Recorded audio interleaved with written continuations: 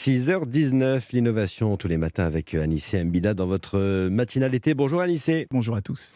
Alors Anissé, peut-être une solution après les incendies en Gironde et le manque de bois. Désormais, on va bientôt pouvoir créer des planches de bois sans arbres. On va pouvoir fabriquer des morceaux de bois de n'importe quelle forme sans avoir à découper le moindre tronc d'arbre. Parce qu'on va tout faire par culture cellulaire. Vous l'avez dit, ça va fonctionner exactement comme la viande en éprouvette. On part de vraies cellules d'arbres, on les fait pousser, se développer en laboratoire et elles finissent par créer du bois, du vrai bois. Et l'avantage, c'est qu'on peut fabriquer le morceau qu'on veut, par exemple juste le tronc, sans l'écorce, sans les branches, sans les feuilles, les racines, etc. Donc on évite les déchets et deux, on peut lui donner n'importe quelle forme, dont faire pousser directement des planches, des pieds de table ou carrément des portes de meubles déjà sculptées, tout ce qu'on veut. Ce sont des chercheurs du MIT aux États-Unis qui ont démontré que c'était possible.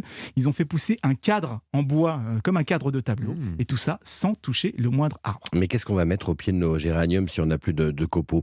Ce processus de bois cellulaire, c'est long. Il faudra combien de temps pour faire pousser une planche? Alors c'est assez long, ça peut prendre jusqu'à 2 ans, mais ça reste quand même infiniment plus rapide que dans la nature. Je ne sais pas si vous le savez, mais il faut attendre en moyenne 20 ans pour qu'un peuplier puisse donner une volume de bois acceptable. Alors j'ai pas pris le peuplier par hasard, il se trouve que c'est un arbre à croissance extrêmement rapide. Donc en faisant pousser les planches en labo, non seulement on gagne du temps, ça revient aussi moins cher puisqu'il n'y a plus besoin de couper l'arbre, de le transporter, de le scier, et de coller les morceaux, etc. pour faire des planches. Mais quel est l'objectif? C'est lutter contre la déforestation?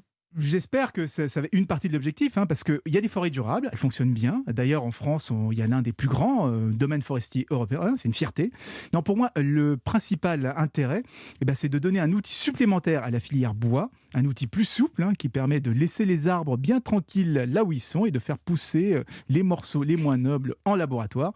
La même logique que la viande en éprouvette. L'innovation signée Anissé Mbida, demain Anissé.